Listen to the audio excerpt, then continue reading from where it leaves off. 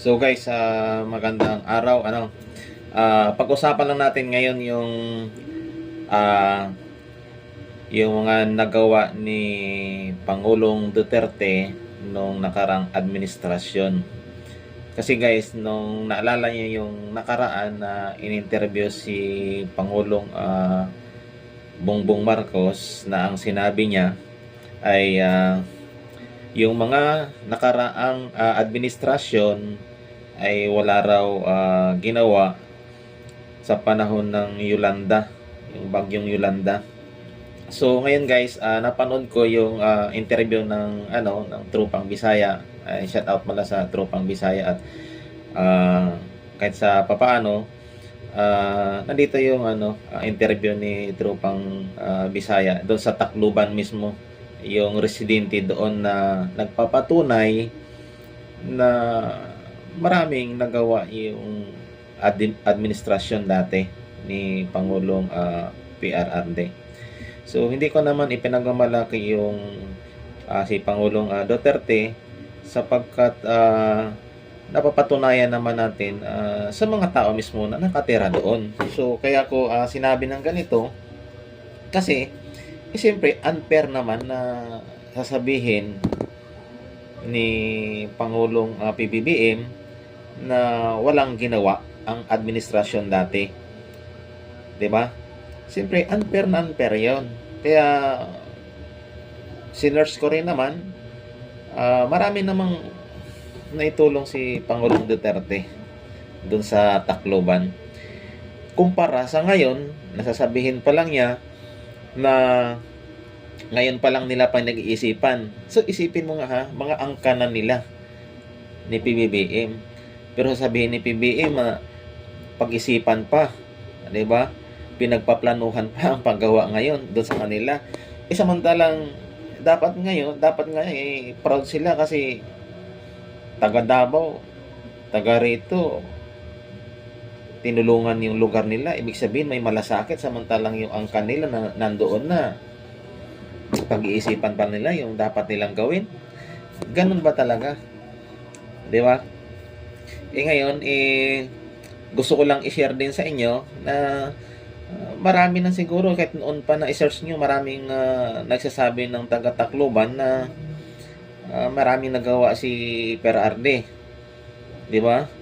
Una pa lang doon sa pabahay na binigay ni PRRD, malaking tulong na 'yan kasi based doon sa interview ni ng Tropang Bisaya, kasama na pati lupa, pang-apu-apuhan na yung binigay.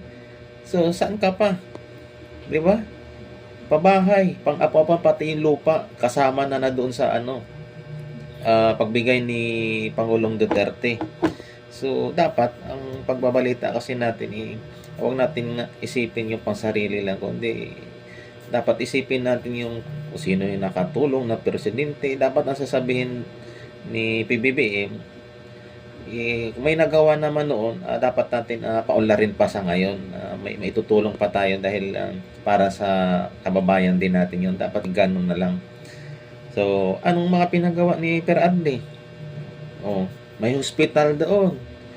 Yung bypass road doon na pinagawa. Di ba? Ang laki ng tinulong ni PRRD.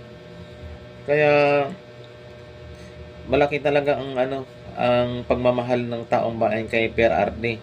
Tapos doon sa Maisog Rally, anong ginawa doon? Hindi nais-nais kasi nung pumunta kami doon sa yung sa Bulacan, inarangan ng mga sasakyan, 'di ba? Pagdating doon sa Dumaguete, hinarangan ng mga sasakyan. Tapos sa Tacloban uli. Talagang hindi na dapat parang hindi na kanais-nais ngayon Mga tao ng yan, mag-iisip ng bakit ganun sila. Ano ba ang kinatakot nila? Bakit inilagyan nila ng sasakyan? Dapat kung kayo ang administrasyon ngayon, dapat magiging fair kayo kasi kung anong pinaglalaban nila, pakinggan at mas maganda kausapin. Ganito, ganyan. Bakit kayo nagrally ng ganun? Pwede natin pag-usapan yan. Dapat ganun. Hindi ipinapakita nila sa taong bayan na halos hindi ipaghamit yung binyo. Dapat hindi ganon. So guys, kung pakinggan nyo yung ano, interview ng tropang Bisaya doon sa mismo sa taga Tacloban kung ano ang nagawa at bakit mahal naman nila si Pangulong Pera Arde. Ito guys, panoorin niya. Nung naging presidente siya, wala siyang tao, pinalampas, lahat tinulungan niya. Kaya ako napatouch doon sa ano niya. Sorry. Sige, okay lang, ma'am. Sorry lang po. Kasi hindi naman sa talagang doon ako naramdaman ko na may puso pala talaga siya sa kahit mahirap na tao or mayaman, wala siyang ay na tinutulungan niya. Ma'am, linawin lang natin, ma'am. Lahat ba ng mga nakatira dito, ma'am, ay mga biktima ng Yolanda? Yes po, lahat po biktima ng Yolanda. Kasi hindi naman po pwede na magpunta dito na hindi po biktima ng Yolanda. Lahat po kami. Anong taon, ma'am, na-distribute ito sa Actually ako, 2018 na ako nandito. 2018? Yes po. So, during Duterte admin Yes talaga. po. Hindi ko na po. Ma'am, bukod sa pabahay, ma'am, after Yolanda, sa Baguio, ano pa ba ang naitulong ni Tatay Digong sa mga biktima ng Yolanda? Marami po sir eh. Kasi nung naalala ko nung Yolanda, malaki namang truck ang nakapunta dito, yung mga dump truck. Nakalagay naman Davao. Yun lang ang namin na baka sa kanya yun. Kasi wala naman nakalagay doon Duterte. From the people's of Davao. Pero nakita lang namin, yun lang ang iniisip ko nung nag-Yolanda, nabasa ko, Davao. So isip ko, kay Duterte. Ma'am, may idea kayo, maliban sa pabahay na nagawa ni former President Rodrigo Duterte dito sa Tacloban, meron pa ba kayong alam na mga proyekto ng nakaraang administrasyon na nakikita ngayon o na papakinabangan ngayon ng mga kababayan ninyo? Yes po, yung road, bypass road. Opo. Kasi yan naman po ang project niya eh. Yun ang namin, kahit saan. Itong bypass road, dati sa kanya talaga yun. Ano pa po? Hospital siya. Hospital na Yes po, yes. Oo, yung hospital. Anong pangalan ng hospital yun, ma'am? Yung AVRMC. Anong yun? Sa region yan eh. Pero parang wala ng R, AVMC na lang. Sige na lang. Eastern Ang effort- Visayas. So sa madaling Eastern Visayas. May regional man dati. Regional. Pero ito na ngayon, Eastern Visayas, wala ng R, AVMC na lang. So yung hospital na yan ay pinagawa na Duterte yun. Duterte Sa kanya pa naman yan dati. So malinaw po na ang nakaraang administrasyon maraming nagawa dito sa Tacloban. Oo, sa lang, sa akin lang, mayroon naman din. Opo. Oo. Malinaw naman po na nakatulong naman po dito sa amin. So repasuhin na po natin yung mga nagawa ni former President Duterte, ma'am. Itong pabahay, bypass road, at saka yung hospital. Baka meron pang iba. Meron pa, ma'am, na hindi namin na... Oho. Wala po ako kasi dito sa pabahay, yun lang ang ko na. Marami pa siguro, pero hindi ko lang. Mga kalsada pa, bukod sa mga... Oo, ito dito yung yung kalsada dito sa Panorte. Ayun. Ayan, oo. Oo, sa kanya naman po yun. Gumanda-ganda po. Yung mga kalsada na hindi nadadaanan, napaayos ng Duterte. Yung tubig. Tubig din. Yes, tubig oo. din. Saan pa tubig? Dito Tinutukoy niyo po. Prime water kasi ngayon eh. Mhm. Oo, kaya sa kanya pa naman yun. Doon Duterte at Oo. Paano kami dito. Saan po pumapasok yung tubig ngayon ng sa mga bahay? Sa mga bahay na po. Doon sa proper, sa poblasyon. Hindi, dito sa dito sa norte. Lahat na. Lahat kami may mga na. Yung may mga kayang magbayad, nakapaano na. Meron naman silang, yung iba wala kasi dito. Okay.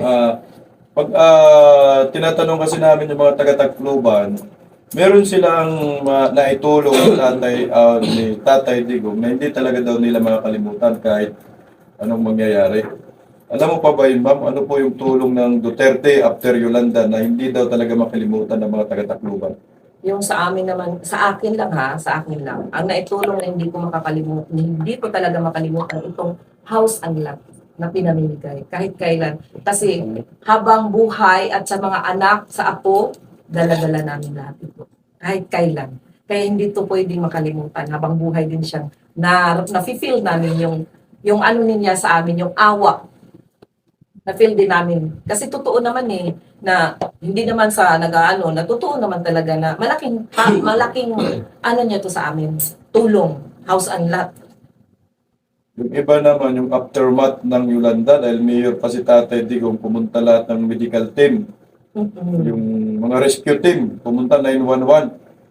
Yung sinabi mo kanina na may mga relief goods na Ay, oo. Oo po. Oo, yun yung pinakaunang nag-response, Mayor Duterte that time. Nakita mo rin yun, ma'am. Nakita ko actually dati kasi hindi pa ako masyadong ano sa Facebook.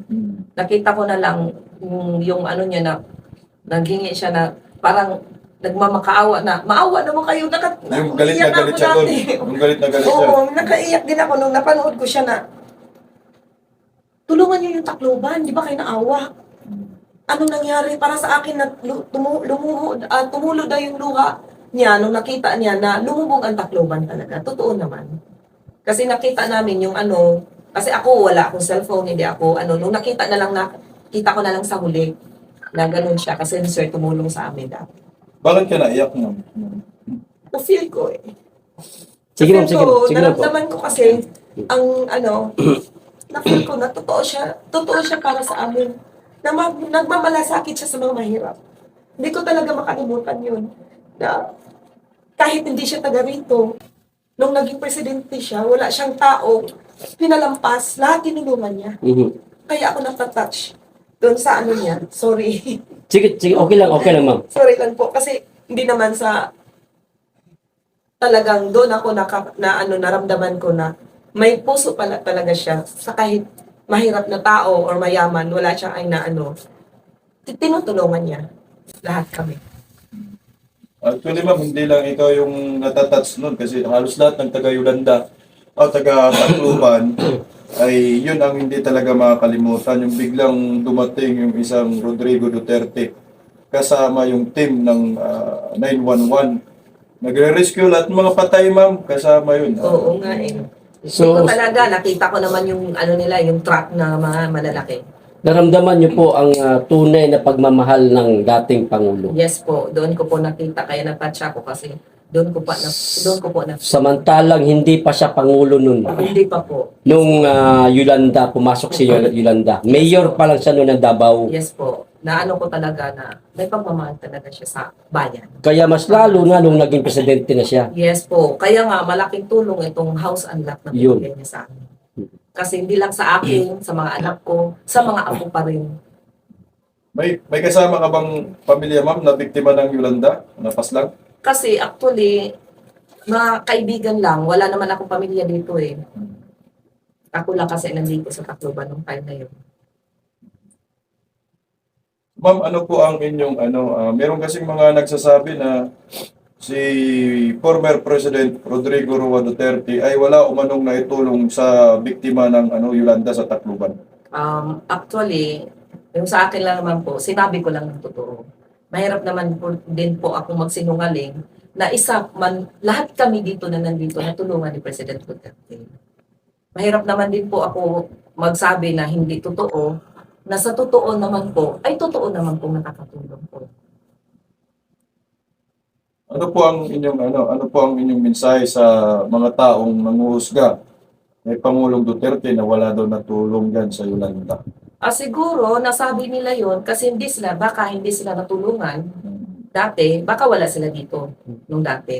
Kaya nasabi nila yon. Pero kami na nandito nung time ni Yolanda at saka nung nangyari sa amin na ngayon na nabigyan kami, malaking tulong para sa amin.